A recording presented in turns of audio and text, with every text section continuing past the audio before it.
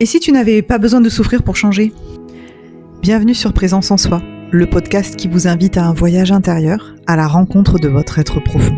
Je suis Coralie Savoya, thérapeute psychocorporelle, et chaque semaine, je vous propose un espace d'écoute, de douceur et de transformation. Ensemble, cultivons la présence en soi. Tu crois peut-être que la souffrance est une étape inévitable ? Que l'on doit passer par la chute pour grandir ? Par la rupture pour comprendre ?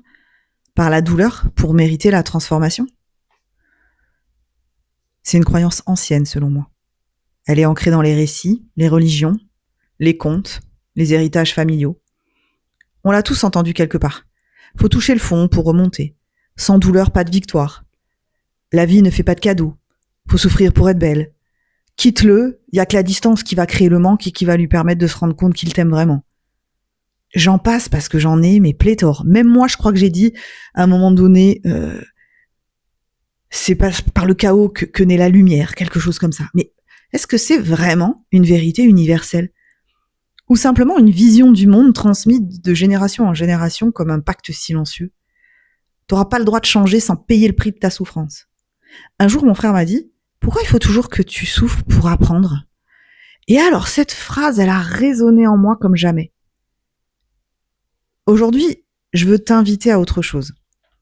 Parce que forcément, cette phrase, comme elle a résonné en moi, elle m'a invité à un questionnement. J'ai remis en question ma perspective. J'ai changé de point de vue. Moi, je pars du principe qu'on n'a jamais trop appris, qu'on n'est jamais trop vieux pour évoluer. Donc, c'est important de se remettre en question. Attention, petite parenthèse, se remettre en question, c'est pas se remettre en doute. Mais ça, c'est un autre sujet. Alors oui, simplement une vision du monde transmise de génération en génération comme un pacte silencieux. Et moi aujourd'hui, j'ai envie de t'inviter à autre chose, à penser un peu différemment ou en tout cas à t'y autoriser, même si ça ne prend pas naissance, à ressentir en tout cas autrement. Et peut-être, qui sait, à te libérer de ce conditionnement invisible.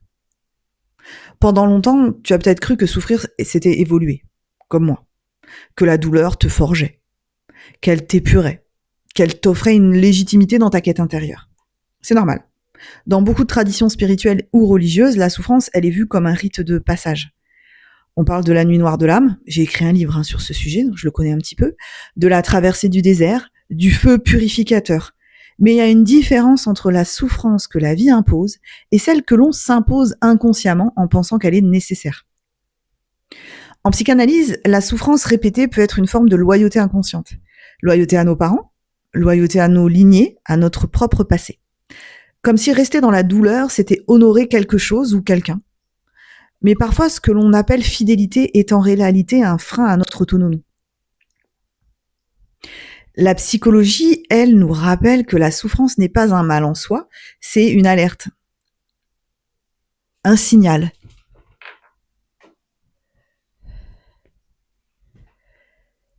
Elle indique un désalignement, un besoin non reconnu, une tension entre ce que je vis et ce que je suis. Mais elle est ni noble, ni obligatoire. Elle peut initier un changement, oui, mais elle ne doit pas en devenir le seul langage.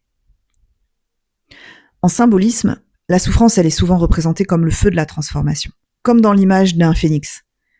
Mais on oublie parfois que ce feu peut être intérieur, symbolique et doux. Il n'y a pas besoin de tout détruire.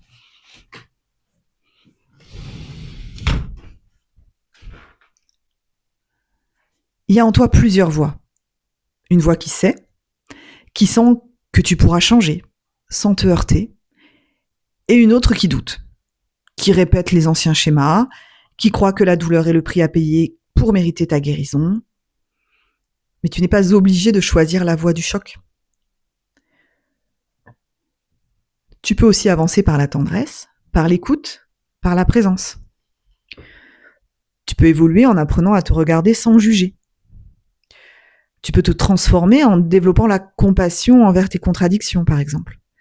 Tu peux guérir, sans guerre intérieure.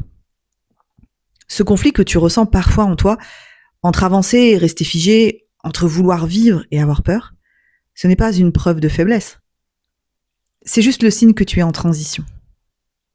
Tu n'as pas besoin de souffrir pour mériter d'être cet être nouveau. Tu peux aussi changer par la joie, par l'émerveillement, par le lien.